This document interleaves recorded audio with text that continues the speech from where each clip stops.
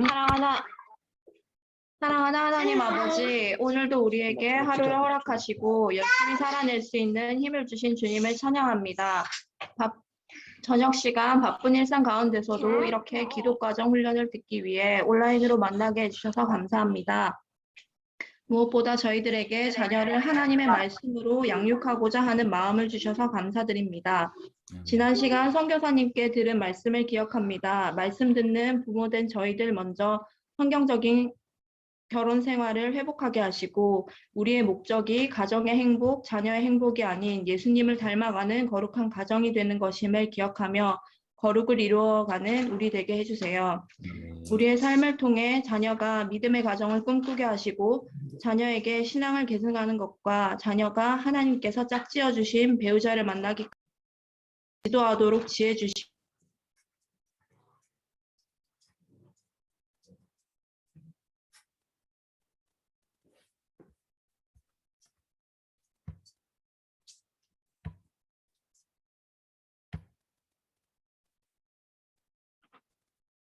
목내님 안 들려요.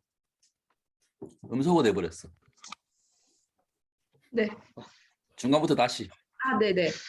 매주 강의로 수고해 주시는 이송용 선교사님의 가정과 사역 위에 풍성한 열매와 축복 더하여 주세요. 오늘 듣는 말씀도 기대함으로 나아갑니다. 깨닫고 결단하여 적용할 때에 지혜 주시고 크고 작은 열매들로 이 땅에서의 천국을 가정에서 누리게 해주세요. 예수님 이름으로 기도합니다. 아멘. 네, 너무 감사합니다. 자, 오늘도 우리 자녀들과 함께 듣고 있는데요. 오늘도 최고의 우리 강의를 들려주실 수 있도록 우리 승부사님 힘내라고 박수로 우리 응원하겠습니다. 네, 감사합니다. 기대하는 마음으로 참여해 주셔서 감사하고요. 강사님 공유 권한 좀 주시면 좋겠습니다. 네, 바로 하겠습니다. 네, 드렸습니다.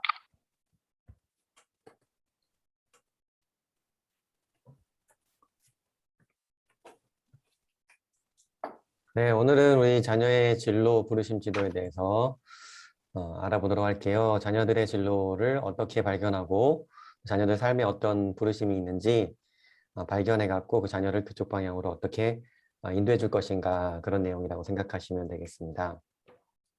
먼저 이 계과를 좀 보시면 좋을 것 같은데 우리 자녀 인생 전체의 계과를 좀 머릿속에 넣어놓고 계시면 이게 도움이 됩니다. 좀 제목이 긴데 좀 이렇게밖에 표현할 수가 없었던 것 같아요. 자녀의 성장에 따른 바람직한 부모의 교육적 역할 변화 추이, 이렇게 되어 있습니다. 그러니까 부모의 교육적인 역할이 자녀가 성장함에 따라서 이제 좀 바뀌어야 된다는 거거든요. 이걸 이해하는 게 일단 중요해요. 부모의 역할이 계속 바뀌어야 된다는 거. 근데 그 역할이 좀 바람직하게 바뀌어야 되는데 우리가 자녀 양육에 대해서 제대로 배우지 못할 때에는 대체로 그 역할이 반대로 가 있는 경우가 많아요. 놀랍게도. 근데 이 역할을 좀 순리적으로 이렇게 제대로 해주면 자녀들이 성장하는 데에 좋은 자극을 주고 또 좋은 도움이 될 수 있습니다. 여기 전체적으로 보시면 점선 안에 들어있는 부분이 있죠. 이렇게 보시면 점선 안에 이렇게 들어있는 이 부분이 있잖아요. 이 부분이 이제 부모의 역할이에요. 이 초록색으로 표시된 이 아랫부분은 자녀가 알아서 하는 부분인 거예요. 하나씩 보면은 우리 영유아 시기부터 볼게요. 영유아 시기는요, 빨간색은 티칭이고 파란색은 코칭이거든요. 쉽게 얘기하면 이거예요. 영유아 때는 대부분 다 부모가 가르쳐줘야 되는 거예요. 숟가락 잡는 법도 가르쳐주고, 인사하는 것도 가르쳐주고, 옷 입는 것도 가르쳐주고, 뭐 숫자도 가르쳐주고, 십계명도 가르쳐주고, 다 부모가 가르치는 거예요. 부모가 영유아 시기에는 다 티칭, 가르쳐주는 교사의 역할을 하는 겁니다. 그리고 이제 어린이 시기가 되면은요, 가르치는 영역이 좀 부모의 입장에서 봤을 때 줄어들어요. 그리고 부모가 더 많이 해줘야 되는 게 이제 코칭인 거죠. 옛날에는 옷 입는 거를 하나하나 다 가르쳐 줬다면 이제는 자, 네가 한번 입어봐라. 그렇지. 이렇게 했을 때 여기 단추는 위에서부터 잠그면 좋다. 너무 잘했는데 다음부터는 여기 위에서 잠그자. 스스로 하게 하되 이제 코칭을 해주면서 여전히 도움이 필요한 부분이 있는 거죠. 그리고 이제 그런 거 얘기 안 해도 스스로 잘하는 부분이, 녹색 부분이 조금씩 생겨나게 됩니다. 그러니까 이제 어린이가 되고 청소년이 되면서 자녀 스스로 할 수 있도록 좀 믿어주고 기다려주고 하는 부분들이 좀 필요한 거죠. 근데 중요한 거는 우리 청소년 시기 됐을 때 또는 청년 시기 됐을 때 부모들이 잘 못 믿는 이유가 있어요. 못 믿는 이유가 뭐냐면 요때 어렸을 때 충분히 가르치지 못해서 그런 경우가 굉장히 많아요. 충분히 가르쳐야지 나중에 가르쳐주지 않아도 스스로 하는 사람이 되는 거지 충분히 가르쳐주지 않았는데 혼자 훌륭한 사람이 되는 게 아닙니다. 그러니까 자녀가 어렸을 때는 열심히 가르치셔야 됩니다. 이 일을 하지 않고 나중에 좋은 걸 기대한다? 그런 건 없다 그랬어요. 여러 번 얘기하죠. 그래서 배운 것들, 요 빨간색이 파란색과 초록색으로 바뀌어가는 과정이에요. 티칭은 점점 줄어들고 배웠지만 조금 부모님의 코칭에 따라서 하는 부분이 있고 청소년 시기에 아빠 엄마에게 물어볼 수 있죠. 아빠 엄마 뭐 우리가요 뭐 가늠하지 못한다 그거 배웠잖아요. 결혼까지 5단계 배웠는데 학교에서 저보고 사귀지 않은 애가 있어요. 이건 어떻게 하면 좋을까요? 이렇게 물어온단 말이에요. 그럼 그때 코칭을 해주는 거죠. 아 그래? 너는 어떻게 생각하니? 대화를 나누면서 아 그때 맞아 우리 이거 배웠지? 아 그래 맞다. 아빠 생각도 그렇다. 그래 그래. 그러니까 여자친구는 남자친구는 사귈 필요가 없겠다. 그지? 야 아빠 제 생각에도 그런 것 같아요. 이게 코칭의 과정인 거예요. 배운 게 있어야지 코칭이 되는 겁니다. 배운 게 없는데 코칭을 하면 뭐가 돼요? 잔소리가 되는 거죠 이제. 그러면서 이제 굳이 얘기 안 해줘도 스스로 하는 일들이 많이 생겨납니다. 아빠 엄마가 얘기하지 않아도 양말 알아서 갖춰 신고 그죠? 아빠 엄마가 얘기하지 않아도 양말 다 신고 나면 빨래통에 똑바로 벗어서 넣어놓고 이런 거 굳이 잔소리로 하지 않아도 하게 되는 거죠. 그리고 청소년 시기가 지나서 청년 시기가 되면 보세요. 빨간색이 없어졌어요. 이제 말로 가르치는 것으로 사람 변하지 않는다는 걸 알아야 됩니다. 이때는 좋든 싫든 혼자서 해야 되는 시기예요. 잘하든 못하든 혼자서 해야 되는 시기예요. 대신에 코칭의 영역은 여전히 남아 있습니다. 왜냐? 그럼에도 불구하고 부모가 엄마가 야 엄마가 보니까 말이야 네가 좀 요즘에 음식을 이렇게 밖에서 먹던데 그래도 가끔씩은 건강한 음식 하나 챙겨 먹는 게 참 좋아. 이렇게 코칭해 줄 수 있잖아요. 그죠? 가끔씩은 해줄 것들이 있단 말이에요. 이 보라색으로 갑자기 생겨난 부분은 뭐냐면 이건 멘토링입니다. 코칭과 멘토링의 차이는 뭐냐? 코칭은 저 아이가 원하지 않아도 내가 얘기해 줄 수 있어요. 근데 멘토링은 뭐냐면 물어올 때만 답해 주는 거예요. 물어오지 않으면 얘기해 주지 않아요. 잘하든 못하든 내버려 둬야 돼요. 이게 아주 중요해요. 청년 시기에 코칭이 너무 많아 버리면은 부모의 관계가 멀어집니다. 멘토링으로 바뀌어야 돼요. 그리고 성인이 되었었다. 여기서 성인은 결혼한 사람의 기준입니다. 단순히 나이로 20살 이런 게 아니에요. 결혼한 사람의 기준으로 봤을 때에는 이제 멘토링밖에 남은 게 없어요.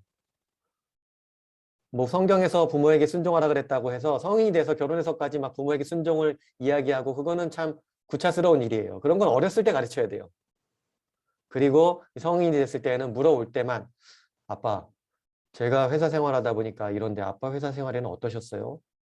엄마 젊었을 때 어떻게 우리 애 셋을 키우셨어요? 엄마? 물어올 때 그때 답해 주는 거예요. 이게 이제 멘토링입니다. 신뢰관계에서만 일어날 수 있는 일이에요. 신뢰관계가 없으면 멘토링이 일어나지 않습니다. 왜냐? 물어보지 않기 때문에. 그러니까 자녀가 다 큰 자녀가 부모에게 부모의 의견을 물어온다는 것은 자녀의 신뢰를 얻고 있다는 좋은 징조일 수 있습니다. 근데 그렇게 되려면 어떻게 해야 돼요? 갑자기 되는 게 아니죠. 이 전 과정을 잘 지나가야지 청년 시절에 성인 시절에 그런 일이 일어나는 겁니다. 그래서 부모의 역할은 초기에는 많다. 점점 줄어들어 간다. 초기에 훈련을 잘 시켜서 점점 우리의 역할을 변화시켜 갈 수 있어야 된다. 그런데 이거를 모르는 부모들이 대체로 어떻게 하냐면 거꾸로 가요. 정확하게 이걸 뒤집으시면 돼요. 어렸을 때 내버려둬요. 네 마음대로 해라. 그러다가 이제 어린이 청소년 시기에 조금 이상한 게 나타나면 그때부터 이제 쪼이기 시작해요. 그리고 결혼하고 나서부터는 이제 막 맨날 잔소리합니다. 뭐 애를 왜 그렇게 키우냐, 왜 집에 자주 안 오냐, 뭐 이건 이렇게 해라 저렇게 해라. 완전 역기능 양육이 되는 겁니다. 자녀가 행복할 수도 없고 건강할 수도 없는 거예요. 그래서 이 부모의 역할 변화가 건강하게 되어줘야 된다는 거. 이 그래프를 어느 정도 숙지를 해주시면 좋겠습니다. 당장 숙지는 안 되겠죠. 여러 번 보시고 숙지하시면 좋겠습니다.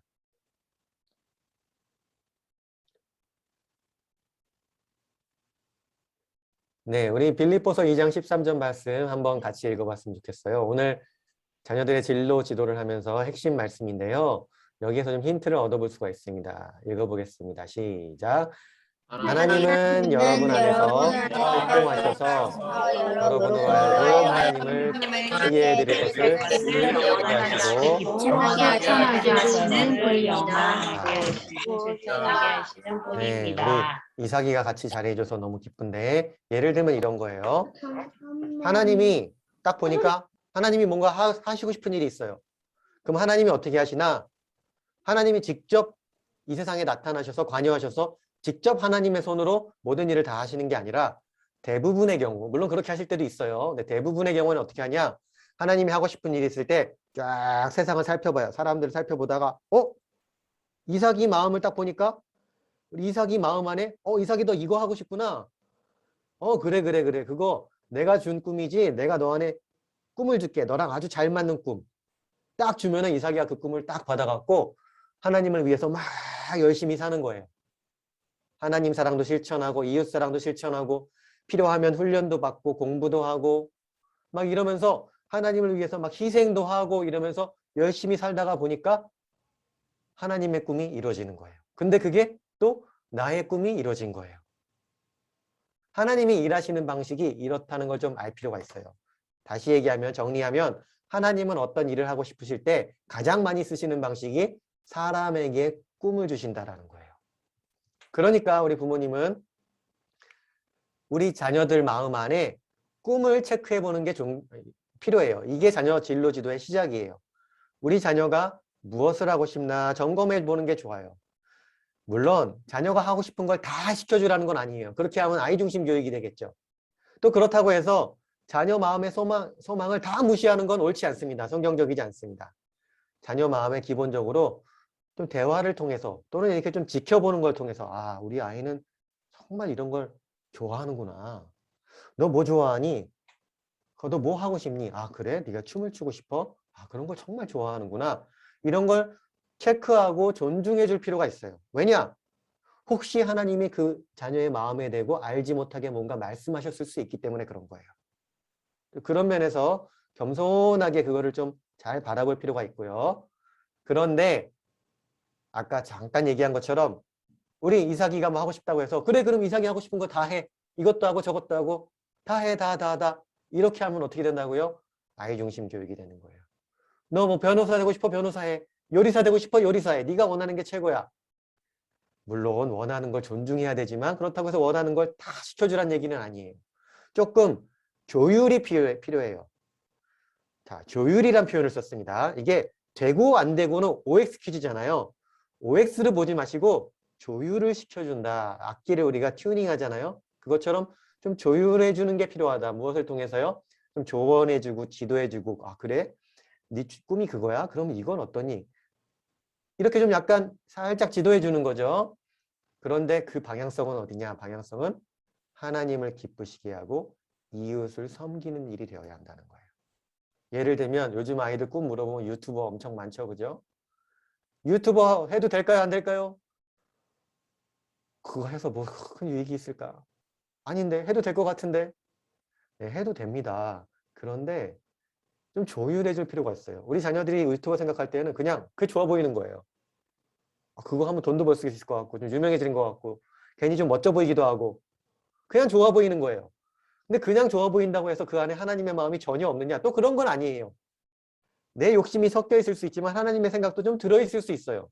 많은 경우 사람의 꿈은 그런 식으로 와요. 하나님이 주시는 거지만 우리 욕심이 좀 섞여요. 초기에는 대부분 그래요. 그렇지만 유튜버 그래 좋다. 그런데 그럼 이렇게 생각해봐. 유튜브를 하면서 어떻게 하나님을 기쁘시게 하고 그 유튜브 하는 일이 어떻게 이웃을 섬기는 일이 될까? 그걸 우리 좀 고민해보자. 이렇게 좀 튜닝을 해줄 필요가 있는 거예요. 그래서 첫 번째로 우리가 진로 지도와 관련해서 자녀에게 해야 되는 질문은 뭐냐? 수시로 때때로 점검하는 게 좋습니다. 너 꿈은 뭐니? 요즘 이렇게 물어보면 청소년 자녀들은요. 한 절반 이상, 절반이 뭡니까? 뭐 정확한 통계는 잘 모르겠습니다. 느낌상, 저의 느낌상 한 7, 80%는 잘 모르겠는데 답이. 꿈이라는 단어가 너무 좀 거창하게 느껴지기도 하고 뭐 내가 저 사람이랑 친하지도 않은데 뭐 굳이 그런 것까지 얘기해줘. 뭐 이런 것도 좀 있는 것 같기도 하고요. 그래서 그냥 꿈을 잘 모르겠다고 하면 아 그래? 너 요즘에 무엇을 하고 싶니? 너무 거창한 미래 얘기하지 말고 너 요즘 뭐 하고 싶니? 아 제가 요즘에 체스에 좀 관심이 많아서 체스를 좀 많이 두고 싶어요. 아 그래? 그렇구나.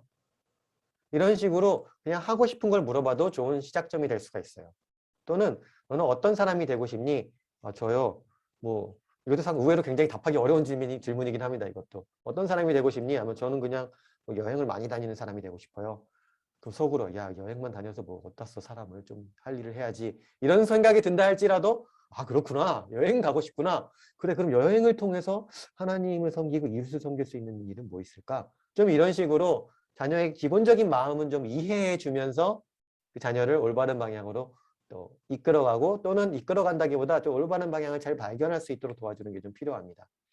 그래서 이제 이런 식으로 물어보면 대부분의 자녀는 대답을 하는 자녀는 이런 식으로 대답을 해요. 너 꿈이 뭐니? 선생님이요. 너 뭐 하고 싶니? 뭐 게이머 되고 싶어요. 뭐 이런 식으로 어떤 직업이나 하는 일에 대해서 전문 영역에 대해서 대답을 하는 경우가 많아요. 저 뭐 심리 상담가가 되고 싶어요. 뭐 이런 거 있잖아요. 교사, 만화가, 프로그래머, 뭐 선교사, 목사 다 대부분의 경우에 직업에 대해서 이야기를 해요. 이런 것들 나쁜 게 아니고 하나의 발견 포인트가 될 수 있습니다. 아, 우리 딸이 이런 분야에 대해서 관심이 있고 거기에 대한 꿈이 있구나. 이렇게 좀 부모가 마음에 둘 필요가 있어요. 그걸 구체적으로 좀 얘기하면 이런 거예요. 이제 여러 선교 단체들이나 이런 데서 보통 이런 걸 얘기하거든요. 어떤 데는 7개로 표현하기도 하고 8개로 표현하기도 하는데 우리가 그리스도인으로서 살아가면서 정복해야 될 이 8가지의 문화 영역이 있다라는 거예요. 이게 우리 자녀들이 꿈을 물었을 때 대답하는 직업들이 다 이거 중에 하나예요. 자, 선생님 보면 어디로 들어가요? 여기 교육으로 들어가는 거죠. 그죠? 저는 그냥 주부가 되고 싶어요. 가정이죠. 저는 목사가 될래요? 교회죠. 저는 사업가 될래요? 경제죠. 저는 미술가 될래요? 예술이죠. 저는 언론인 될래요? 미디어죠. 저는 정치인 될래요? 정부죠. 과학자 될래요? 과학기술이죠. 요거 중에 하나의 대체로 다 들어가요. 그래서 자녀들이 대답하면 우리 자녀가 미디어 영역에서 그래? 유튜버? 미디어인데 그건? 미디어 영역에서 좀 관심이 굉장히 많이 있구나. 이렇게 생각해 볼 수가 있는 거죠. 그런데 그러면 여기서 그래? 너 뭐 하고 싶어? 변호사? 검사 되고 싶어? 그래 정치. 이런 거 나오면 부모님 확 꽂혀요 그냥. 여보 우리 애가 검사래 검사. 그럼 그때부터 막 밀고 가요 이제. 검사가 되려면 말이야 막 이러면서. 뭐 바리스타 될래요? 그러면은 별로 호응 안 해줘요. 그런 거 조금 더 생각해보자. 바리스타? 이러지만 이제 의사 나오면 그래 의사 너무 좋은 꿈인 것 같아. 해보자 막. 보통 이러죠. 그죠? 뭐 직업적인 거죠. 뭐 그럴 수 있는데 뭘로 우리가 분별할 것인가. 의사가 그렇다고 다 나쁜 거예요. 바리스타가 다 좋은 거예요. 그런 거 아니잖아요. 그죠? 이 분별을 이렇게 하면 좋다라는 거예요. 먼저 자녀가 하고 싶은 일에 대해서 들어봐요. 그런데 자녀에게도 좀 이해시킬 필요가 있고 그래서 오늘 이거 자녀가 같이 들으면 좋은데 은하가 같이 들으니까 너무 좋은데 우리 은하가 하고 싶다고 해서 그게 다 옳은 일이고 다 하나님이 원하시는 일은 아닐 수 있어요. 또 그렇다고 해서 반대로 생각해갖고 내가 하고 싶은 일이라고 해서 또 하나님이 다 싫어하시는 일은 아니에요. 무조건 내 욕심은 아니에요. 이게 신기하게도 하나님이 기뻐하시는 일과 내가 하고 싶은 일, 자녀가 하고 싶은 일이 좀 겹치는 영역이 있을 수 있어요. 그러니까 자녀들이 성장하면서 부모의 코칭을 받아가면서 부모와 자녀가 힘을 합쳐서 이 가운데 교집합 이 영역을 잘 발견해내는 것. 이것이 진로지도에서 아주 중요한 방향성입니다. 다시 얘기합니다. 우리 자녀가 하고 싶은 일, 그 마음에 주신 소망과 하나님이 기뻐하시는 일일 것 같은 그 교집합. 그것을 찾아가는 것. 이게 진로지도에서 아주 건강한 진로지도가 될 수가 있습니다. 우리 자녀도 행복하고 하나님도 기뻐하시고 이웃들에게도 덕이 되고 아무튼 그런 영역들이 될 수가 있습니다. 이걸 잘 찾아가는 거예요. 물론 한 번에 잘 발견되지 않을 수 있습니다. 그 가운데 영역, 교집합 영역에 있어서 중요한 질문들이 있어요. 첫 번째, 도덕적인 기준에 위배되지 않는 일인가? 저는요, 사업가가 되고 싶어요. 그래? 어떤 사업을 하고 싶니? 저는요, 로또 사업을 하고 싶어요. 복권 사업이요. 복권이 말이야. 좀 그게 뭐 약간 좀 도덕적으로 좀 카지노를 열어서 돈을 많이 벌고 싶어요. 이 도덕적인 기준에 위배되면 안 되는 거예요. 돈을 버는 게 죄는 아닌데 도덕적인 기준은 맞춰줘야 돼요. 그리고 이제 두 번째로 세상에 필요한 일인가. 이것도 굉장히 중요한 기준. 중요하다기보다 굉장히 도움이 되는 기준입니다. 너 뭐가 되고 싶니? 했어요. 저는요, 발명가가 되고 싶어요.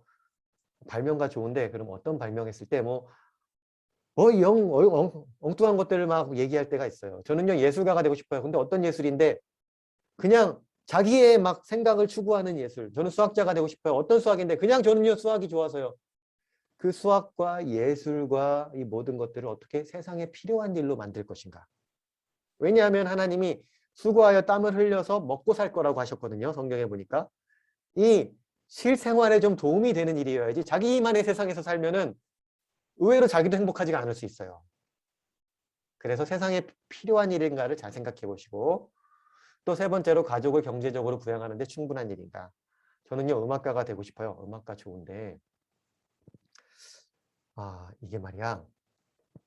아빠가 보니까 말이야. 음악가가 의외로 좀 제 직업을 잡기가 상당히 어렵다. 어디 콩쿠르에 가서 막 우승하고 그러지 않는 이상. 제가 엊그저께도 우리 단일 기도회에서 어떤 음악가분의 그 메시지를 듣는데 정말 하나님이 보내주셔갖고 성악가인데 로마에 유학을 간 거예요. 로마에 유학을 갔더니 글쎄 그 로마에 성악하는 사람, 한국인으로서 성악하는 사람만 3,000명이 있는 거예요. 놀랍죠? 이탈리아에, 아마 이탈리아였겠죠? 그 정도로 정말 많은 거예요. 이게 그런데 그 음악으로 먹고 살려면 정말 특출나게 이렇게 돼야 되는 부분들이 좀 있잖아요. 그래서 정말 좋은데 너의 음악적 재능은 아빠도 알지만 정말 그것으로 해서 경제적으로 가족을 부양할 수 있을까? 먼 미래에 이런 것들을 좀 차분히 생각해 볼 필요가 있어요. 음악가로서 하면서도 또 동시에 다른 직업을 갖고 있는 건 어떨까? 뭐 이런 것들. 제가 아는 어떤 분도 음악에 대한 어떤 부르심이 있고 계속 그쪽으로 일을 하세요. 하지만 자기가 또 남자분이신데 간호사셔서 간호 일을 계속 하시면서 가족을 부양하면서 음악 일을 때때로 하시는 거예요. 이해되시죠? 자기의 꿈만 추구하면 안 되고 하나님이 자기에게 붙여주실 가족을 어떻게 하면 잘 부양할 것인가. 이것을 생각하는 게 중요해요. 형제는 형제대로, 자매는 자매대로 내가 가족을 경제적으로 부양하고 또 네 번째 봐보세요. 배우자를 섬기고 자녀를 양육하는 우선순위를 지킬 수 있는 일인가? 저는요, 배를 타고 싶어요. 바다가 너무 좋아요. 근데 말이야, 배 타면 6개월에 한 번씩 집에 올 수도 있거든. 이런 거 좀 생각해보고 무조건 나쁘다는 게 아니라 그럼에도 불구하고 나는 그것을 희생하고 아니면 우리 가족이 다 같이 배에서 살면서라도 이거는 충분히 해낼 수 있는 일이다. 복된 일이고 가치 있는 일이다. 정말 거기에 부르심이 있다. 그러면 오케이죠. 하지만 아무 생각 없이 현실적인 고려를 하지 않고 직업 선택하는 건 굉장히 미련한 일이 될 수 있다는 거예요.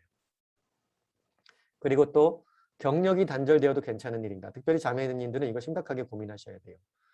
저 같은 경우 저랑 아내가 이제 둘 다 공학을 전공했잖아요. 근데 이제 저나 아내나 공학을 전공하면서 저희 딸들에게 이제 경험하면서 한 얘기가 있어요. 얘들아, 미안하지만 우리 딸들은 뭐 컴퓨터 공학이라던가 이 공학 쪽은 좀 피해갔으면 좋겠다. 왜냐? 이 공학은 말이야 애를 낳고 경력이 단절되면 다시 돌아오기가 너무 힘들어. 너무 빨리 바뀌기 때문에. 애를 낳고 한 5년 쉬다 돌아오면 이미 다른 세계가 되어 있는 거예요. 저도 선교지 나갔다 왔더니 복귀가 안 돼요. 물론 하려고 했을 수 있겠지만 저희 아내는 더 힘들어요. 그러니까 이과 좋은데 이과 중에서도 우리 좀 너무 기술이 빨리 변하는 그 분야는 좀 피하도록 하자. 왜냐? 애를 낳고 경력 단절될 수가 있으니까. 이 경력 단절을 두려워할 게 아니라 거기에 대비하면 되는 거예요. 아빠가 보니까 간호사 이런 직업 굉장히 좋은 직업이다. 왜냐? 아빠가 선교사님들 중에서 간호사분들, 의사분들 보니까 그분들은 한국에 돌아오면 언제든지 다시 직업을 구할 수 있어. 진짜 좋은 직업이다. 그리고 일하다가 돈 벌어서 다시 선교 나가고 이러더라. 진짜 좋은 직업인 것 같아. 뭐 접근을 이런 식으로 가져가는 거예요. 가족과 자녀들, 배우자를 섬기는데 우선순위를 잘 지킬 수 있는 일인가. 이런 것들을 현실적으로 고려하면서 진로를 고민하는 게 좋습니다. 자기의 꿈을 이루는 일은 아름답고 감사한 일이에요. 그러나 다음에 한번 다 같이 읽어보겠습니다. 우리 하성이도 부모님도 다 같이 한번 읽어볼게요. 시작. 꿈을 못 이룬다고 해서 인생이 불행하지 않다. 정말 중요한 이야기예요. 불행이 불행하지는 않다. 인생이 분명하지. 학교에서도 그렇고 방송이나 이런 미디어에서도 그렇고 네 꿈이 이루어지지 못하면 너는 불행한 사람이라고 잘못 가르쳐요.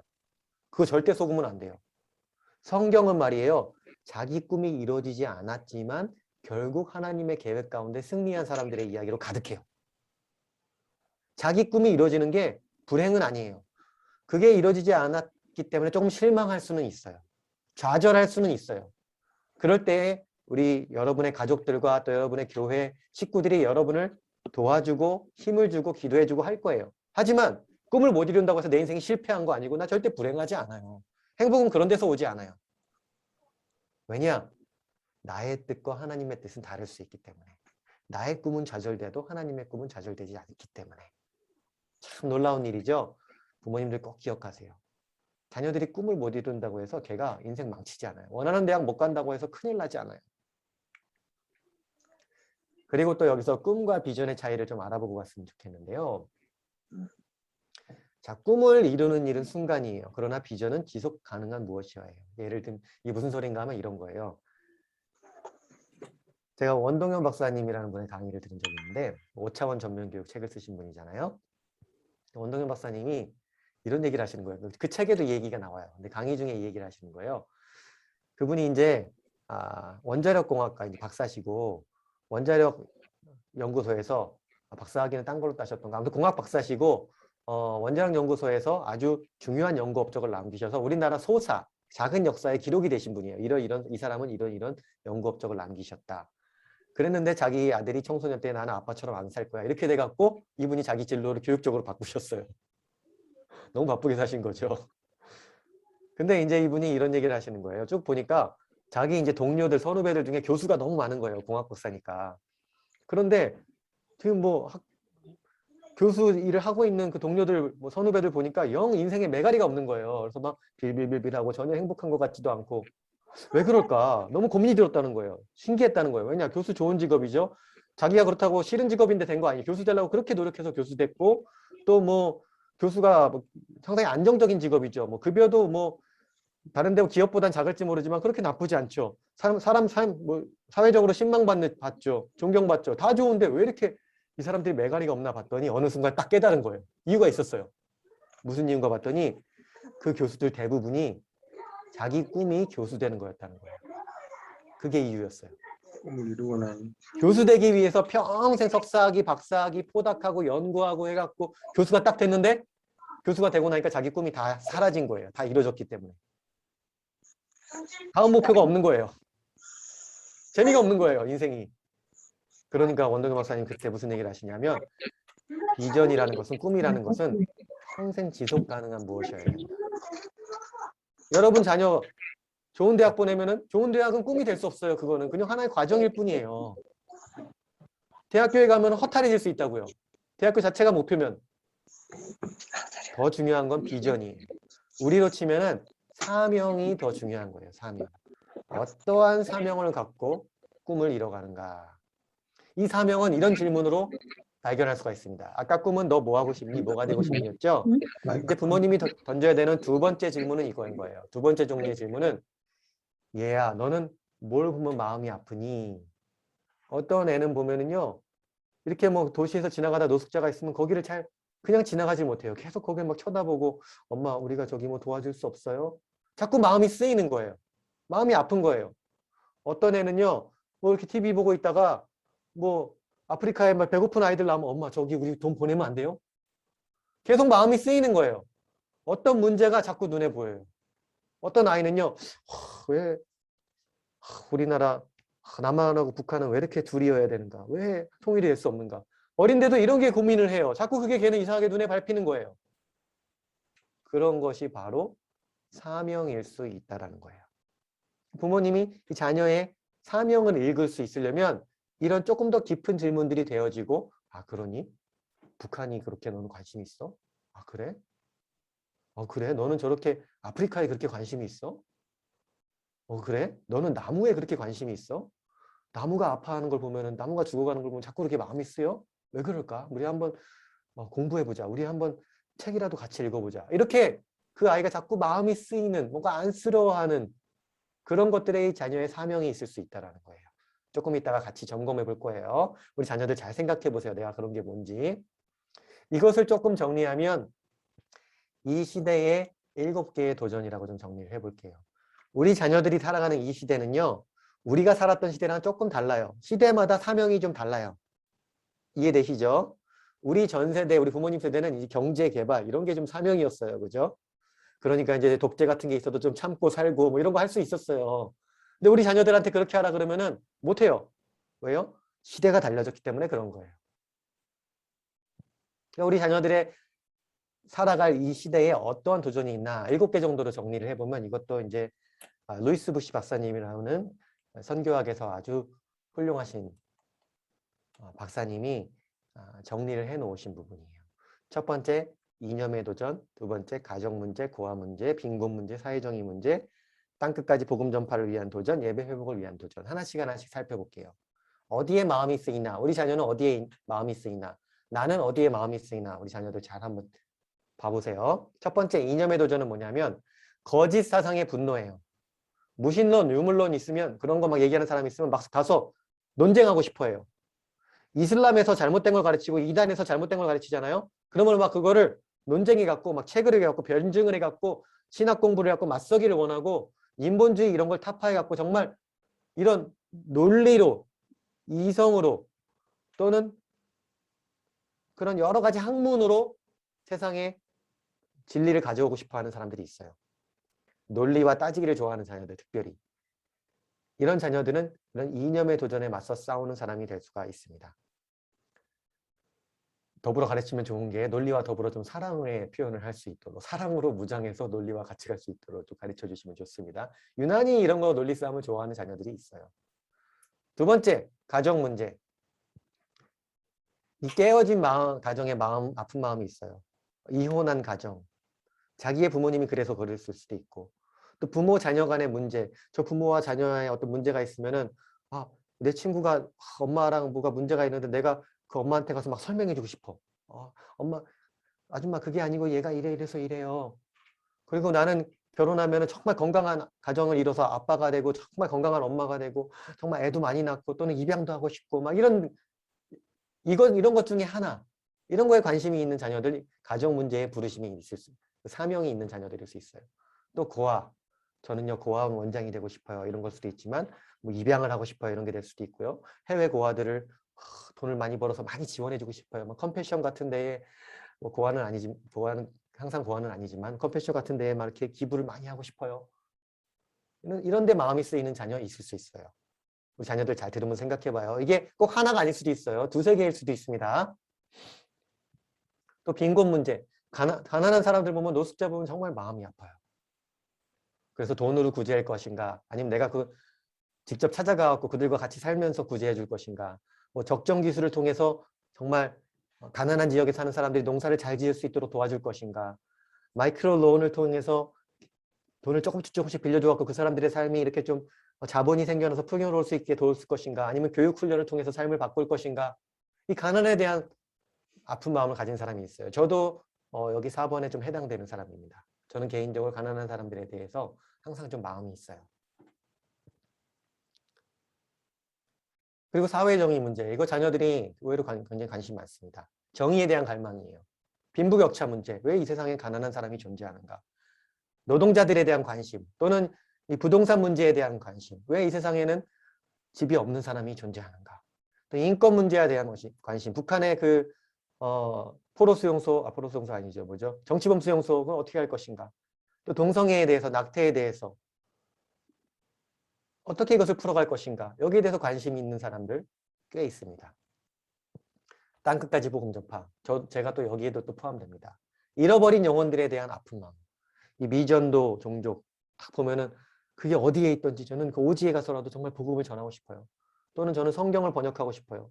저는요 학교 가서도 전도를 열심히 하고 싶어요. 저는요 교회가 없는데 교회를 세우고 싶어요. 이런 사람들도 있습니다. 자녀들 중에서. 7번 예배 회복. 저는요 그냥 아무것도 안 하고 예배만 드려도 너무 좋아요. 이런 사람들도 있어요. 저는 하루 종일 기도만 해도 좋아요. 저는 중보기도가 제일 좋아요. 이런 사람들이 있습니다. 기도하고 찬양하고 저는 그냥 계속 말씀 읽고 기도하고 이런 것만 하고 싶어요. 이게 또 우리 사회에 필요한 일입니다. 누군가는 이런 일들을 해줘야 돼요. 그래서 하나님 앞에서 우리의 등불이 꺼지지 않도록 하는 게 또 필요합니다. 자, 방금 봤죠? 이렇게 8가지가 있었고 7가지가 있었는데 여기 보시면 요 위에 보이는 8가지 산처럼 표현된 게 이게 문화 영역, 8가지 문화 영역이라 그랬어요. 이거는요, 여러분, 도구예요, 도구. 내가 선생이 되고 싶다. 선생님 되어서 뭐 할 건데요? 그게 중요한, 교수가 되어서 뭐 할 건지가 중요한 거예요. 교수가 되는 데서 끝나고, 선생이 되는 데서 끝나고, 제빵 작사가 되는 데서 끝나고, 그러면은 너무 인생이 아쉬워요. 그러니까 선생님이 되어서 이 7가지 도전 중에 어떤 문제를 해결할 것인가. 이런 걸 고민하자는 거예요. 예를 들어서 이거 봐보세요. 어떤 자녀가 여기에 동그라미를 쳤다고 생각해 봐요. 저는요, 미술가가 되고 싶은데요. 그래서 여기다 줄을 쭉 걷어요. 이렇게.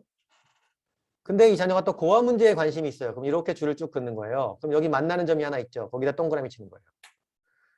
여기 선생님도 되고 싶은데요. 그럼 줄 2개 하나 더 치는 거예요. 그럼 어디서 만나요? 여기서 만나고 여기서 만나는 거죠. 2군데서 만나는 거예요. 여기도 한번 볼게요. 여기 동그라미 쳤다. 그럼 이 자녀는 미술가? 근데 고아 문제? 일단 이렇게 정의 내릴 수 있는 거죠. 미술가가 되어서 고아 문제를 해결하기 원하는 사람. 이게 이 자녀의 꿈과 사명인 거예요. 그런데 여기서 그럼 미술가, 미대 이렇게 가면은 이게 조금 아쉬워요. 미술가가 되기 위해 미대를 갈 수도 있지만 꿈을 생각할 때 항상 먼 미래를 생각하지 마시고 오늘 이 자녀가 무엇을 하나님을 위해서 이웃을 위해서 무엇을 할 수 있을까를 고민하는 거예요. 그래서 죄송합니다. 그래서 오늘 미술을 배우면서 자기가 그린 습작들을 이렇게 잘 표구를 해갖고 고아원에 기증해 볼 수도 있잖아요. 또는 미술 실력이 많이 늘었다. 그러면은 자기는 아빠가 돈을 좀 벌어갖고 미술 수업을 받지만 고아원에 있는 사람들은 미술 못 받을 수도 있잖아요. 그러니까 내가 청소년이 되어갖고 내 입시만 신경 쓰는 게 아니라 매주 고아원에 찾아가서 내가 미술을 그 자녀들에게 가르쳐주고 아이들에게. 그렇게 오늘 바로 미술가가 되어서 고아 문제를 해결하면서 살아가는 자녀가 되도록 지도해 주는 거예요, 부모님이. 그럴 때에 이 자녀가 미래에도 하나님 앞에 부르심에 응답하는 자녀가 되는 거고, 그럴 때에 이 자녀가 오늘 의미 있는 인생, 오늘 행복한 인생을 사는 거예요. 여러분 사춘기가 왜 오는지 아세요? 사춘기는요, 어른이 되고 싶어 하는 시기예요. 어른이 되고 싶다는 건 뭐냐면은 이 사회에 뭔가 어른처럼 기여를 하고 싶다는 거예요. 그런데 오늘날의 청소년들은 그냥 학교에서 학원에서 썩어야 돼요. 자기가 할 수 있는 일이 별로 없어요. 자기의 마음은 벌써 이만큼을 도전해보고 싶은데 실패도 경험해보고 싶은데 실제 할 수 있는 기회는 너무 없는 거예요. 여전히 어린아이와 같은 취급을 받는 거예요. 그 괴리감에서 오는 것이 사춘기입니다. 그래서 전통적인 농경시대에 이럴 때는요. 사춘기가 그렇게 심하지 않았어요. 왜냐? 청소년기 되면 벌써 다 이미 어른이 되어 있거든요. 어른 대접 다 받거든요. 그때 되면 벌써 누구누구 씨라고 불러요. 애 취급 안 한다고요. 심지어는 결혼해서 애 낳는 애 사람들도 있다고요. 그런데 요즘에는요. 어른이 되고 싶은 마음은 이만큼 자라 있는데 실제 나의 삶은 여전히 어린아이인 거예요. 이런 대우를 받고 있는 거예요. 이 갭을 줄이는 아주 좋은 방법이 바로 이거예요. 이 자녀가 자기의 꿈을 오늘 실천하도록, 오늘 희생하도록, 오늘 세상을 바꿔가도록, 오늘 이웃사랑을 해가도록 코치해주고 인도해주는 거예요. 그럼 이 자녀가요. 정말 많이 살아나요. 만약에 여기 동그라미가 됐다. 똑같이 미술가인데 저는요. 고아 문제가 아니고 땅끝까지 복음 전파하는데 여기 관심이 있어요. 그러면 어떻게 하면 되겠어요? 예를 들면 이런 거예요. 미술가가 되는데 오케이? 아빠가 야 엄마가 말이야 전에 TV에서 한번 유튜브에서 보니까 미술가인데 막 예배 시간에 짧은 시간 동안 10분 동안 그림을 그려갖고 복음적인 그림을 그려서 사람들에게 쫙 보여주는 그런 사역을 하는 사람이 있더라. 우리 그런 거 한번 관심을 가져보면 어떠니? 이렇게 제안해 볼 수 있는 거죠. 또 그걸 미래에만 하는 게 아니라 어떻게 해요? 오늘 복음적인 어떤 카툰을 그려갖고 자기 페이스북에 올리는 거예요. 이런 거를 시도할 수 있도록 격려해주고 도와주고 오늘 하나님을 위해 살고 이웃을 위해 살아야지 미래에도 그런 사람이 되는 거죠. 오늘 그냥 자기만을 위해서 살고 공부만 하는데 어떻게 미래에 하나님을 위해 살아요? 그건 말도 안 되는 일인 거예요. 만약에 여기에 했다. 저는요. 또 미디어 쪽에 관심이 있는데요. 이 이념 도전에 관심이 있어요. 그러면은 야 너는 변증가가 되면 참 좋겠다. 변증가 이 라비 제카리아스 책을 같이 한번 읽어보자 우리. 그러면서 이 라비 제카리아스처럼 무신론자 대학생들에게 하나님을 전하는 강연을 통해 하나님을 전하는 사람이 될 수도 있어. 이런 거 도전해 볼 수 있어. 또는 말이야 어떤 이단들의 문제를 파헤쳐갖고 동영상을 제작해갖고 세상에 알려서 정말 진실이 무엇인지 알리는 사람이 될 수도 있어. 그리고 말이야 우리 뭐 이런 법안이 우리나라에 있다고 하는데 여기에 찬성하거나 반대하는 편지를 써서 국회의원에게 보내는 건 어떠니? 우리 한 사람, 너 한 사람의 의견이지만 네가 원하는 대로 표현해갖고 한번 편지를 써봐. 이런 식으로 미래를 준비하면서도 오늘을 살아가는 그러한 자녀가 되도록 지도해 줄 수 있다는 거예요. 만약에 뭐 교육인데 아까 사회정의였죠. 사회정의였는데 선생님이 되고 싶다. 이런 거라면 어떻게 하면 지도해 주면 되겠어요? 그래, 선생님이 되도록 준비를 하자. 그리고 인권교육, 사회정의 문제, 인권교육을 하는데 요즘 인권 보니까 너무 성경적이지 않은 인권교육도 많아. 너는 좀 성경적인 인권교육을 좀 그렇게 실천한 사람이 되면 어떠니? 그러면은 그 자녀에게 또 기도를 해줘야 될 거 아니에요? 야, 저기 오늘 시청 앞에서 뭐가 시위가 있다는데 우리 거기 가서 한번 견학 한번 해보자. 우리가 뭐 시위를 하든 안 하든 너 누가 저기 청와대 앞에서 1인 시위를 한다는데 우리 거기 한번 가서 보고 오자. 그 사람이 도대체 무슨 뜻이 있어서 왜 거기서 그렇게 하고 있는 걸까? 또는 자기가 어떤 책을 읽고서 자기 동생들에게 성경적인 인권에 대해서 가르쳐보게 기회를 주는 거예요. 야, 너 누나니까 네 동생 좀 네가 가르쳐봐. 선생님 되려면 지금부터 실습하는 거야. 네 동생 안 가르치는데 나중에 학생들 잘 가르칠 수 있겠어? 이렇게 미래와 오늘을 같이 살아가는 좀 진로 부르심이 되도록 이게 너무너무 중요한 부분입니다. 그래서 해볼 거예요, 지금. 부모님이랑 같이 여기다가 표시하는 거예요. 지금 출력을 하셨으면 그 출력한 데에다가 이렇게 표시하시고요. 그죠? 출력 안 하셨으면 제가 이 페이지를 놓을 테니까 여러분이 종이를 두고서 직접 그려서 한번 해보세요. 우리 자녀는 어디다 동그라미를 칠 것인가? 보셨죠? 예를 들면 나는 뭐 정치인이 되고 싶어요 하면 이쪽에 쭉 밑으로 선을 긋는 거예요. 요 칸을 다 선을 긋고 그 다음에 어떤 거 관심 있니? 예배 회복이요. 쭉 커요. 정치인과 예배 회복 뭔가 안 맞는 것 같아. 안 맞는 것 같지만 고민해 보는 거예요. 그러다 보면 뭔가 나오는 거예요. 그런 식으로 해보시기 바랍니다. 하나이 하나이. 그러고 나서 요거를 한번 또 써보시는 거예요. 앞에서와 같이 미래와 현재의 꿈과 사명을 적어보는 거예요. 나는 미술가가 되어서 고아 문제를 해결하는 사람입니다. 이런 식으로 저는 고아원에 찾아가서 그 아이들에게 그림을 가르쳐보는 걸 실천해보고 싶어요. 오늘 할 일에 대해서도 적어보는 거예요. 이해되시죠? 여기다 체크하고 미래에 이런 사람이 되겠다. 이런 사람은 두 가지가 들어갑니다. 어떤 사람이 되어서 어떤 문제를 해결하는 사람. 이 두 가지가 들어가는 겁니다.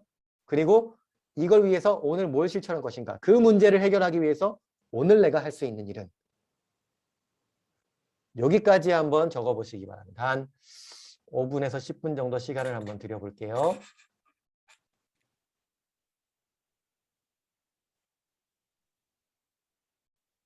아직 자녀가 너무 어리신 분들은 자기 자신에 대해서 한번 해보세요. 부모 자신에 대해서. 나중에 자녀가 컸을 때 좀 도움을 줄 수 있을 겁니다. 미리 자기에 대해서 해보시면요.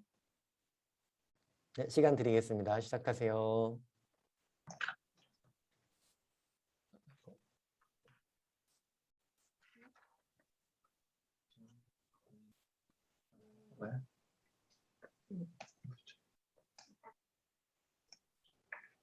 성사님 질문이 네. 있는데요. 네, 질문하세요. 군인은 8개의 산 중에 어디에 속한다고 볼 수 있나요? 군인이요. 정부죠, 네. 이제. 네. 정부. 8개의 산 중에요. 정치, 정부 쪽이죠. 아, 정치. 네, 알겠습니다.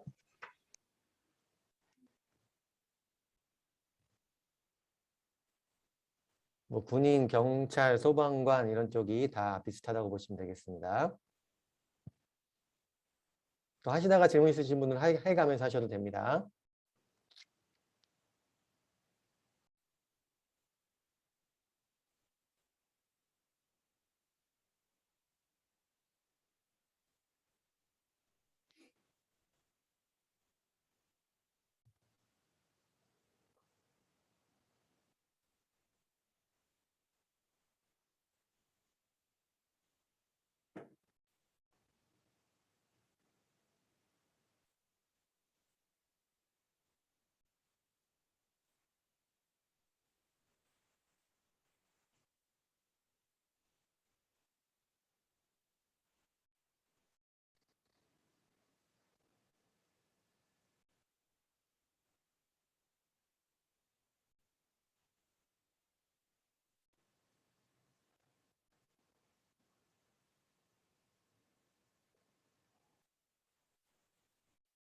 아까 카톡방에서 보니까 저는 제 꿈도 아직 잘 모르겠어요. 이러신 분들도 계시던데 자녀들이랑 같이 해보셔도 됩니다. 네, 괜찮습니다. 네네.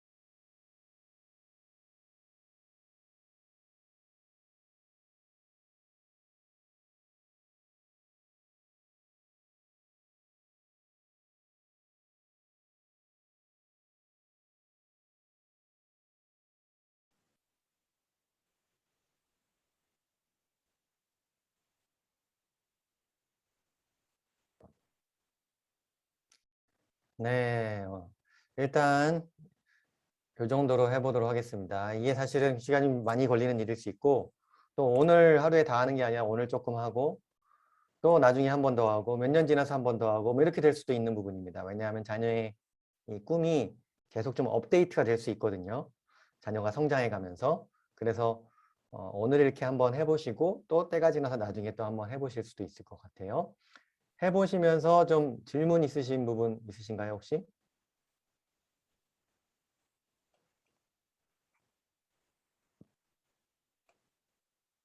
특별한 질문 없으시고 다 하실만 하셨어요? 네, 조성규 선생님, 네, 말씀하십시오. 아, 네, 선교사님 저기 진로에 대한 잘 들었고요. 근데 이게 어린이들한테 저희 아이는 아직 진로에 대한 생각이 없어서 지금 질문과 답이 잘 안 됐는데 네, 그 어린이들이나 또는 청소년들이 이게 지금 배경 지식이 좀 별로 없는 것 같아 갖고요. 그래갖고 예, 그리고 부모도 사실은 좀 예시를 선교사님 아까 들으셨던 예시처럼 설명을 해주고 이 진로에 어떤 이제 길이 있을 수 있고 그다음에 무조건 아까 뭐 미술 같은 예를 들었을 때 미대를 꼭 가는 것만이 아니라 그런 그 하나님의 그런 그 메시지를 전하기 위한 그런 미술을 할 수도 있다 이런 거를 말해주고 싶은데 이제 그런 거에 대한 배경 지식이 또 없을 수 있으니까 그래서 네. 이제 또 책을 한 권 읽고 이렇게 하면 어떻게 하니 근데 책 한 권 갖고 되는 건 아니잖아요. 그게 사실은 그렇기 때문에 좀 진로 부분에 대해서 지금 이렇게 다양한 요 진로 또는 부르심 점검표를 설명해 줄 때 이 부모가 좀 배경 지식이 아쉬운 것 같아요. 그래서 혹시 좀 그럴 수 참고 있죠. 도서라든가 뭐 그런 게 있을 수 있을까 싶어갖고. 참고 도서는 이제 뒤에 좀 나와 있기는 한데요. 참고 도서도 중요하지만 제가 보기에는 가장 이제 중요한 부분이면서도 쉽게 접근할 수 있는 부분이 일단은 자녀가 하고 싶은 거를 물어보는 거라 그랬죠. 근데 그 네. 하고 싶은 걸 답하는 데에도 좀 시간이 걸릴 수가 있어요. 그렇죠. 이 아이도 내면이 좀 정리가 될 필요가 있고 그런 생각을 좀 안 해봤을 수도 있고 그렇죠. 그런데 좀 자신감을 가지시면 좋은 게 뭐냐면은 보통 우리가 진로 지도할 때 착각하는 게 뭐냐면 많은 걸 경험해주고 많은 걸 지도해줄 수 있어야 그래야 진로 지도 성공할 수 있다고 착각하는 경우가 있어요. 근데 그러지 않아도 돼요. 그냥 굉장히 단순하게 접근하셔도 돼요. 너 뭐가 되고 싶니? 했을 때 뭐가 되고 싶은데요. 그러면은 잘 모르지만 책이나 한 권 찾아보자 해서 그 책을 같이 읽는 것으로부터 시작이 되는 거예요. 아, 그렇죠. 그러면 그거 말고 다른 거 다 얘가 지금 뭐 교수가 되고 싶다는데 교수 되는 거 말고 뭐 다른 것들도 뭐 클라이밍도 알아보게 하고 이것도 알아보게 하고 다 다양하게 알려줘야 그게 좋은 거 아니냐? 그러지 않아도 돼요. 그러지 않아도 돼요.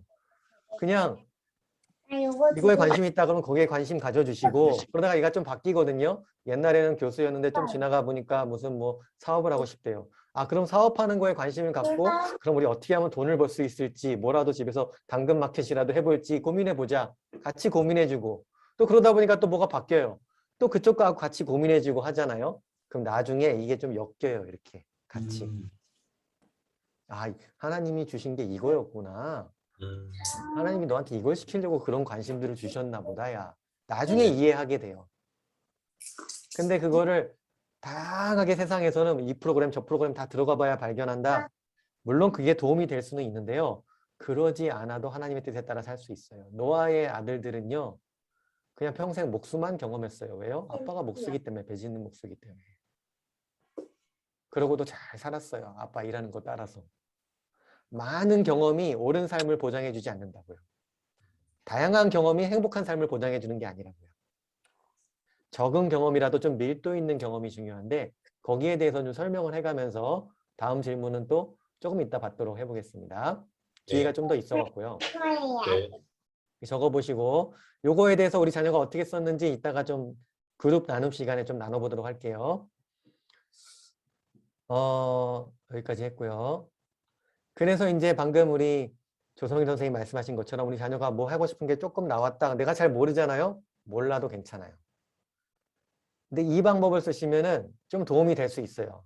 좋은 돌파구가 될 수 있어요. 첫 번째, 나도 너도 잘 모르니까 현장에 가서 보자. 제가 아는 어떤 장로님은 아들이 너 뭐가 되고 싶냐? 건축가가 되고 싶어 했대요. 그래서 그때 당시에 서울에 사셨었는데 서울에 63빌딩이 한참 건축이 될 때였대요.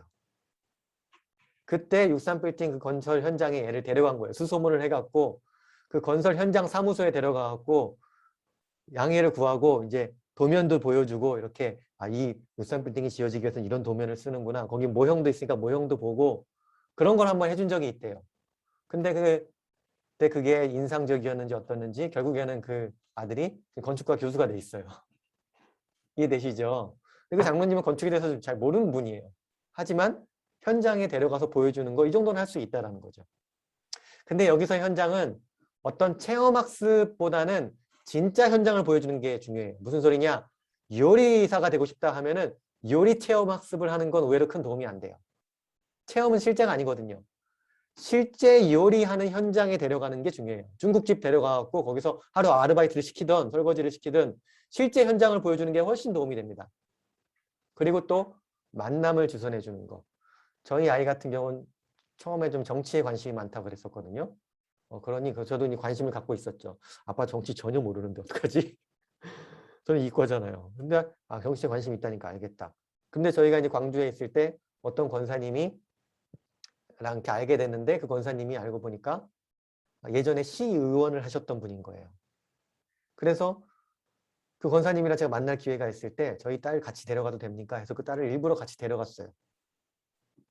그래서 저희 딸이 정치에 관심이 있다고 합니다. 너 하고 싶은 질문 해라. 미리 좀 준비 좀 해와라. 권사님 이런 분이시니까 좀 찾아가지고 질문도 준비해라. 그래서 만나서 그냥 같이 차 한잔 한 거예요. 티테이블에 앉아서.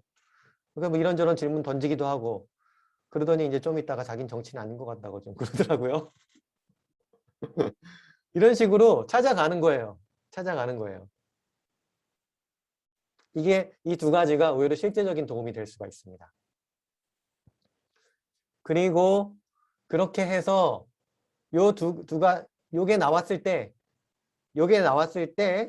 그 다음에 이제 요거를 하는 거예요.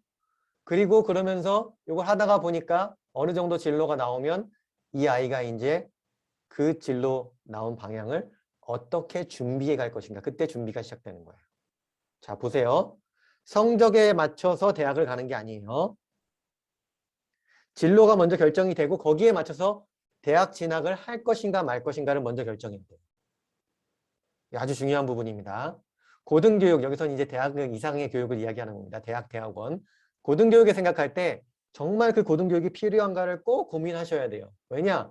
꼭 필요하지 않을 수 있어요. 예를 들면은 뉴스에 보니까 그런 사람 나오더라고요. 그냥 공무원이 꿈이래요. 그래서 그냥 고등학교 검정고시로 마치고 뭐 대학 어차피 필요 없으니까 바로 대학교 나오고 공무원 시험 준비하나 바로 공무원 시험 준비하나 차이가 없다. 그래서 대학에 안 가고 바로 그냥 공무원 시험을 준비해서 공무원이 됐대요.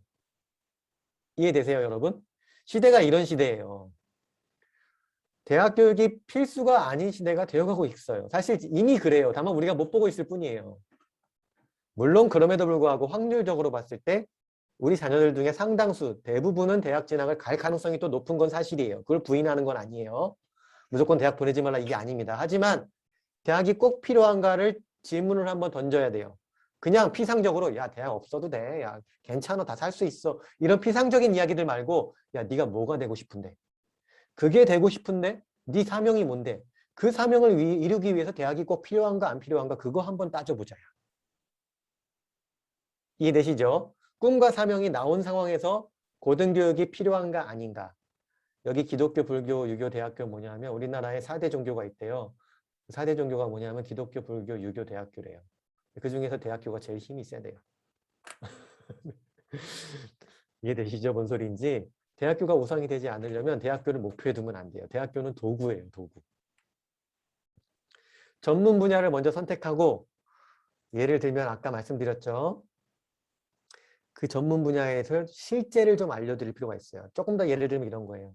예를 들면 저희 둘째가 아빠 저는 요리사가 되고 싶은데요. 얘기했어요. 제빵사가 되고 싶었는데요. 그래서 제빵사. 여자아이인데 제빵사가 되고 싶대요. 제가 뭐라 그랬냐면 제빵사 너무 좋은데 말이야. 제빵사는 아빠가 알기로는 힘이 되게 세야 돼. 밀가루 푸대 하나 들고서 막 나르고 이걸 향상해야 되거든. 근데 아빠가 보니까 네가 좀 그렇게 체격이 그런 걸 잘할 수 있는 그런 체격은 아닌 것 같은데 의외로 제빵사 육체 노동 굉장히 많다. 너 괜찮겠어 그거? 그랬더니 좀 다시 생각해 보더라고요. 근데 어느 날 와갖고 바리스타를 얘기해요. 바리스타 그건 좋은 것 같다 아빠 생각에. 왜냐 아빠가 보니까 너는 좀 미각이 발달해 있거든요. 걔가 좀 미식가예요. 그러니까 커피 맛, 차 맛 이런 걸 분별해내고 요리 맛, 디저트 맛 이런 거 분별해내고 너 너무 잘할 것 같아. 그건 아빠 찬성이다. 아주 좋은 생각인 것 같다. 이렇게 해당 직업의 실제를 알려주는 거. 의사다. 야 의사는 말이야. 잠을 거의 못 자. 근데 괜찮겠어? 특히 한 10년 정도는 잠을 못 자. 공부할 때. 그리고 말이야 의사는 똑같은 일을 반복해야 돼. 예를 들어 소아과 의사다 하면은 이 아이 뭐 약 언제 먹이시고요. 그다음에 뭐 비타민 챙겨 먹이시고요. 뭐 유산균 이것도 같이 먹이시고요. 또 이 이야기를 하루에 똑같은 얘기 40번을 해야 돼. 감기가 유행한다 그러면은 그 감기 유행하면 하루에 40번 똑같은 얘기 해야 되는 거야. 너 근데 똑같은 일 하는 거 싫어하잖아. 괜찮겠어? 이 직업의 어떤 이상적인 면, 드라마에서 나오는 면을 보여주는 게 아니라 그 직업의 실제를 알려줄 필요가 있다는 거예요. 모든 직업에는 좀 영광스러운 면이 있고 힘든 면이 있어요. 근데 그 영광스러운 면만 가르쳐주면 안 되고 힘든 면도 같이 가르쳐줘야 돼요. 그래야지 이 아이가 나중에 그 직업을 얻었을 때 불행하지 않을 수가 있어요. 저는요, 제가 엔지니어잖아요. 저는요, 그 엔지니어가 되기 위해서 기계공학 공부하는 것 자체는 너무 좋아했어요. 학사 때도 너무 재밌게 했고 석사 때도 너무 재밌게 했어요. 다 좋았어요. 그 싫었던 적이 한 번도 없어요. 그런데 그걸 딱 졸업하고 회사에 들어가서 일을 하는데 이건 내 적성이 아니구나를 깨달았어요. 왜냐? 엔지니어링은요, 기본이 뭐냐면은 최소한의 비용으로 최고의 효율을 내는 거예요. 쉽게 얘기하면은 원가 절감을 하는 게 엔지니어링의 기본이에요. 근데요, 제가 회사 가서 처음 깨달았는데 그전에도 알았지만 저는 이게 돈 계산에 그렇게 능한 사람이 아니거든요. 원가 절감하라 그러면 굉장한 스트레스를 받아요. 근데 엔지니어링은 기본이 그건 거예요. 근데 제가 학교 다닐 때 그 누구도 엔지니어링은 말이야 이렇게 학사 석사를 다 했는데도 거기에서 뭐 프로젝트하고 뭐 별의별 거 다 했는데도 원가 절감을 해서 최소한의 효율로 최소한의 돈으로 최대의 효율을 내는 게 이게 엔지니어링이야. 이걸 가르쳐준 사람이 없었어요. 저는 그냥 공부가 좋아서 계속 공부를 했을 뿐이었어요. 근데 회사 다니면서 1년 다니니까 이건 내가 할 일이 아니구나를 깨달은 거예요. 고등학교까지 12년, 유치원은 빼겠습니다. 12년에 학사 석사 6년 하면 18년 동안 해당 직업의 실제를 모르고 공부한 거예요. 정말 비참하지 않습니까, 여러분? 우리 자녀들도 똑같을 수 있다는 거예요. 그래서 피아니스트의 실제를 알려줘요. 피아니스트 하려면 하루에 12시간씩 피아노 쳐야 되는데 괜찮겠어? 실제를 알려주시란 말이에요. 그리고 아까 말씀드린 것처럼 그 직업을 갖고 가정을 잘 돌볼 수 있는가. 그것도 잘 가르쳐 주셔야 됩니다. 그러고 나서 전문 분야를 선택했어요. 어느 정도. 방금 앞에서 이야기한 거 이런 것들 고려해서 딱 정했다. 그때 이제 학교 선택을 하는 거예요. 뭘 봐야 되느냐? 그 전문 분야를 잘 가르치는 학교가 또 있습니다. 무조건 점수에 맞춰서만 가는 게 아니라 좀 점수가 낮더라도 그 분야를 잘하는 교수님이 있는 학교가 있을 수 있어요. 그리고 또 기독교 대학에 보낼 것인가 세속대학에 보낼 것인가 이런 것도 좀 고민해 봐야 돼요. 사실 이것도 굉장히 깊은 이야기인데 짧게 얘기하면 기독교 대학이 잘 맞는 자녀 성향이 있고요. 자녀에 따라서 세속대학에 가서도 믿음을 잘 지키고 오히려 거기서 전도하면서 행복하게 살 수 있는 애들이 또 따로 있어요. 그런 것도 좀 고려해 보시고 내 자녀의 성향이 어떤지. 그리고 이 3의 B는 아주 중요합니다. 어떤 이름의 대학을 가는 것보다 훨씬 중요한 게 3의 B입니다. 이게 뭔가 하면은 대학교에 가서 건강한 기독교 공동체가 있는가 그 대학에. 그 대학 안에 또는 그 대학 근처에. 예를 들면 어떤 대학은요. 그 안에 기독 동아리들이나 그 주위에 좋은 교회들이 있어서 거기서 청년들 활동이 잘 돼 있고 아주 건강하게 신앙생활을 할 수 있어요. 근데 어떤 대학은 똑같이 뭐 좋은 대학인 것 같고 비슷한 위치에 있는 것 같은데도 그게 확 떨어져서 거기에는 믿는 자들이 정말 없고 이런 경우들이 있습니다. 오히려. 그렇게 되면 신앙생활에서 위기가 올 수가 있어요. 그래서 우리 자녀가 어떤 학교에 가는 것보다 중요한 게 어떤 교회에 가느냐가 훨씬 중요해요. 대학교 시절에. 그리고 집과의 거리도 좀 고려를 해야 됩니다. 저희 첫째 자녀가 집에서 제일 가까운 대학으로 넣습니다. 왜냐? 이 대학 시절에 어리기도 해서 그렇지만은 꼭 어리지 않더라도요. 한 20살 초반에요. 집과의 거리가 너무 멀어버리면은요. 이 청년 시절에 좀 인생의 위기가 올 수 있거든요. 좀 우울증도 올 수 있고 학업의 어려움이나 관계의 어려움이나 신앙의 위기 또는 신앙의 의문 이런 것들이 올 수 있습니다. 충분히 있을 수 있는 일입니다. 그때에 엄마가 한번 찾아와 갖고 엄마가 집밥 한번 먹여주고 김치라도 좀 갖다 주고 먹일 수 있느냐. 너무 힘들 때에 집에 와서 한밤 자고 있을 수 있느냐. 아니면 방학 때까지 기다려야 되는 운명이냐. 굉장히 큰 차이가 있습니다. 그래서 저는 사실 대학생들 유학 보내는 거를 그렇게 권장하지 않아요. 정말 특별한 사명이 있지 않은 이상 유학, 저는 다른 사람의 경험을 봤을 때 저는 솔직히 자신이 없어요. 정말 신앙생활 잘했는데 유학 보내놨다가 동성애자 된 사람, 마약하는 사람, 우울증이 너무 쉽게 왔고 인생이 완전 나락으로 떨어진 사람, 뭐 이렇게 심각한 이야기들도 꽤 있고요. 그렇게 심각하게 가지 않는다 할지라도 뭐 좀 굉장히 힘든 일이 있었는데 가족이 곁에 있었으면 좀 괜찮게 지나갔을 일인데 필요 이상으로 애가 너무 나락으로 떨어진 경우들. 이 가족의 유무, 좀 내가 힘들 때 가족 언제든지 만날 수 있다 없다 이건 굉장히 큰 차이입니다. 사람은 가족의 도움 없이 살아가기가 의외로 굉장히 힘든 존재예요. 그렇기 때문에 집과의 거리를 잘 고려하시는 게 좋습니다. 그런 것들도 잘 생각해 보시기 바랍니다. 좀 멀리 있어도 원하면 KTX 타고 얼른 슉 올 수 있으면 괜찮아요. 근데 비행기 타고 와야 돼요. 와, 정말 힘듭니다, 여러분. 잘 생각해 보시기 바랍니다. 이런 걸 생각해서 고등교육 진학 어느 대학에 갈까를 정하는 거예요. 학과가 먼저예요. 대학은 먼저가 아니에요. 자, 이것도 좀 시간이 많이 갔지만 되게 중요한 얘기이기 때문에 이야기를 할게요. 어떤 대학이 목표가 돼서는 안 돼요. 대학 이름이 목표가 돼서는 안 돼요. 왜냐? 뭐 예를 들면 수도권 대학이다 아니면 무슨 대학이다. 그 대학의 이름이 목표가 되면 그 대학에 못 가면 인생이 실패한 것처럼 느껴져요. 근데 그게 아니에요. 어떤 전공 분야가 목표다. 내가 뭐 무슨 교육학과를 가고 싶었다. 그러면은 최고의 교육학과 못 갔으면 그 다음 대학에 있는 교육학과. 거기서 성적이 안 됐으면 그 다음 지방에 있어도 그 다음 대학에 있는 교육학과 가면 돼요. 이해되세요? 그러면은 그 자녀는요, 자기의 전문 분야에 맡겨서 그 다음에 또 뭐 공부를 열심히 해갖고 뭐 대학원에 좋은 데 갈 수도 있는 거고 여러 가지 기회가 인생에 많이 있어요. 근데 그 원하는 대학에 못 갔다고 해서 막 재수, 삼수를 물론 해야 될 때도 있어요. 근데 포인트, 핵심은 뭐냐면은 거기에 못 갔다고 해서 인생이 실패한 것처럼 지도해주면 안 된다는 거예요. 대학에 못 간, 원하는 대학에 못 간 건 실패가 아니에요. 그 다음 대학에 좋은 학과들 많이 있어요. 내가 원하는 학과, 내가 원하는 전공 분야 배울 수 있는 기회가 또는 대학 가지 않아도 여기저기서 트레이닝 받으면서 될 수 있는 기회가 너무 많이 있어요. 근데 그 자녀를 거기에 못 갔다고 해서 불행하게 만들면 그건 너무 비참한 일이 돼요. 왜냐하면 실제로 그런 사례를 본 적이 있어요. 너무 공부를 잘했던 자녀예요. 아무도 걱정하지 않았어요. 교회에서도 그 부모도 아무도 걱정. 얘는 다른 애들 다 실패해도 얘는 잘 될 거라 생각했는데 이 아이가 딱 수능에서 한 번 망친 거예요. 모의고사 다 항상 잘했는데 수능에서 딱 한 번 망쳤어요. 그 인생이 나락으로 떨어지는 거예요. 재수했어요. 재수했는데 모의고사 때 또 계속 잘 나오다가 수능에서 또 딱 한 번 망친 거예요. 삼수가 됐어요. 근데 부모가 후회하는 거예요. 예전에 그 대학 떨어졌을 때 그 밑에 그냥 보낼 걸. 그럼 얘가 이렇게 불행해지지 않았을 텐데. 그 대학 이름이 뭐라고. 왜냐하면 그 자녀도 자기가 도전해보고 싶어 했어요. 그렇게. 왜냐하면 자기 자존심이 걸렸다고 생각한 것 같기도 해요. 주위에서 다 그렇게 기대하니까. 그러니까 대학 이름에 대한 기대를 좀 해주지 말아주세요. 여러분 주변에 있는 청소년들에게. 그게 중요한 게 아니에요.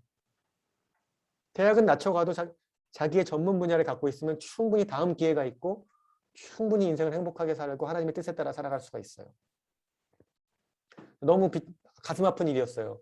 너무 잘 살아온 애였는데 그것 때문에 너무 필요 이상으로 불행해졌다는 거예요. 그 대학 이름을 맞추기 위해서. 그래서 우리는 고지론을 내려놓아야 됩니다. 높은 곳에 올라가야지 빛을 비출 수 있다. 여러분, 이 등경을 말 위에 둔다는 얘기는 높은 곳에 올라가라는 얘기가 아니에요. 정말 높은 곳에 올라가면 그 지붕 위에 올려놓죠. 그러면 그냥 산 위에 올려놓으세요. 등불을 산 위에 올려보세요. 보이나 안 보이나? 보이지도 않습니다. 어두운 곳을 비추라고 말 위에 올려놓는 거예요. 더 어두운 곳을 속속들이 비추기 위해서. 무조건 높이 올라간다고 그리스도인이 하나님께 영광 돌리는 게 아니라고요.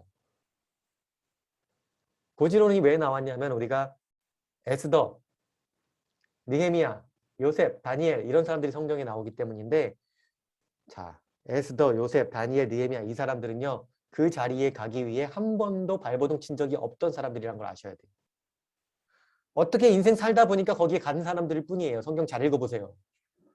다만 그 사람들이 했던 건 뭐냐면은 그 자리에서 직을 내려놓더라도 또는 자기의 목숨을 걸고라도 하나님이 원하시는 옳은 일을 하고자 했던 사람이에요. 다시 얘기하면 이 사람들은 언제라도 하나님의 의를 위해서는 거기서 내려올 사람 각오를 하고 살았던 목숨까지도 내놨던 사람이지 그 자리에 올라가기 위해서 남들을 짓밟고 경쟁해서 이기고 이런 거 노력해 본 적이 없는 사람들이에요. 어떻게 하다 보니까 거기 가 있었을 뿐이에요. 고지론은요 결과일 뿐이지 목표가 되면 안 됩니다. 우리는 뭘 해야 되느냐? 현 위치론. 지금 현재 중학생이면 중학생, 고등학생이면 고등학생, 영유아면 영유아, 직장인이면 직장인, 아빠면 아빠, 엄마면 엄마로서 현재 얼마만큼 하나님을 따라 살고 있느냐. 현재 이웃사랑을 얼마만큼 실천하고 있느냐. 현재 얼마만큼 행복하게 살고 있느냐. 여러분 미래에 행복하라고 오늘 애들 학원 뺑뺑이 돌리고 불행하게 살아 보세요. 그 애가 미래에 행복해질 것 같으세요? 오늘 행복해야지 내일도 행복한 거예요. 오늘 하나님을 따라가야지 5년 뒤에도 하나님 따라가는 거라고요. 오늘 이웃사랑을 해야지 10년 뒤에도 이웃사랑하는 사람이 되는 거라고요. 현 위치에서 자녀들을 어떻게 올바르게 지도하고 현 위치에서 어떻게 바르게 살고 현 위치에서 어떻게 하나님 사랑, 이웃사랑을 실천할 것인가.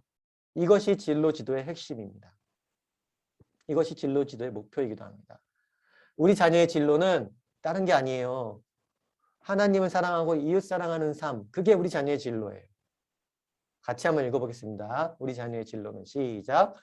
우리 자녀의 진로는 하나님을 사랑하고 이웃사랑을 사랑하는 삶입니다.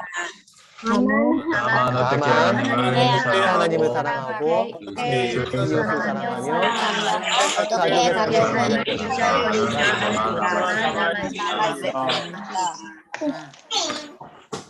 우리 자녀 예를 들면 뭐 사랑의 주안이 있다. 사랑의 주안이의 진로는 너무 간단해요. 하나님을 사랑하고 이웃을 사랑하는 게 사랑의 주안이의 진로예요. 다만 사랑의 주안이가 어떻게 하나님을 사랑할 것인가? 목수가 되어서 하나님을 사랑할 것인가? 간호사가 되어서 하나님을 사랑할 것인가? 목수가 되어서 이웃을 섬길 것인가? 간호사가 되어서 이웃을 섬길 것인가? 목수가 되어서 가족을 부양할 것인가? 간호사가 되어서 가족을 부양할 것인가? 이것만 다른 거예요. 목수가 되고 간호사가 되고 이건 맞고 틀리는 일이 아니잖아요. 근데 맞고 틀리지 않는 일에 너무 에너지를 쏟지 말라라는 거예요. 하나님 안에서 잘 발견해 가기만 하면 돼요. 그러면 오늘 행복하고 미래에도 행복한 자녀로 오늘 하나님을 따라가고 미래에도 하나님을 따라가는 자녀로 키워낼 수가 있습니다. 참고도서는 이렇게 읽어보시면 좋을 것 같아요. 네, 여기까지 질문이나 하실 말씀 있으신가요?